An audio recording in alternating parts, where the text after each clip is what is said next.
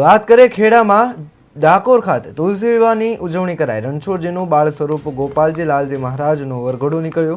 ભગવાન રણછોડરાયજીનો તુલસી વિવાહ ઉત્સવ ઉજવાયો છે। આ પ્રસંગે મહિલાઓ તેમજ યુવતીઓ ગરબે ઘૂમ્યા હતા। ગુજરાત તેમજ દેશ વિદેશમાં ભાવિક ભક્તો ઉમટી પડ્યા હતા। વાત કરીએ ખેડા જિલ્લાના સુપ્રસિદ્ધ યાત્રાધામ ડાકોર ખાતે તુલસી વિવાહની ઉજવણી કરવામાં આવી, જેમાં રણછોડજીનું બાળ સ્વરૂપ ગોપાલ લાલજી મહારાજનો વરઘોડો નિજ મંદિરમાંથી નીકળ્યો અને વિવિધ ભક્તો દ્વારા બનાવેલ લગ્નકુંજમાં વિરાજમાન થઈ તુલસીજી અને તેમના વિવાહ કરાવવામાં આવ્યા। ભગવાનના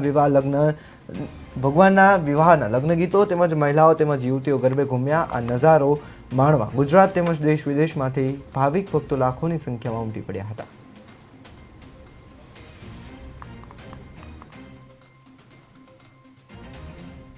ત્રણથી 4 લાખ ભાવિક ભક્તો ખૂબ આનંદથી અને ઉમંગ ઉલ્લાસ સાથે આજે રણછોડજી મંદિરે દર્શનાર્થે પધાર્યા અને ઠાકોરજીના શૃંગારના દર્શન કરી અને ખૂબ ધન્યતા અનુભવી। એમાંય જ્યારે ઠાકોરજીની લક્ષ્મીજી જવા માટેની સવારી નીકળી, વરઘોડો નીકળ્યો, ત્યારે બધા ભાવિક ભક્તો ખૂબ મન મૂકીને નાચ્યા છે।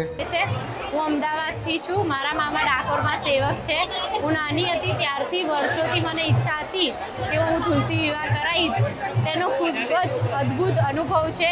તુલસી વિવાહ કર્યા માતાજીના અને રણછોડરાયના 3 કલાક અમે એનો આનંદ અનુભવ્યો છે અને અમારું નસીબ છે કે અમને આવો કુંજ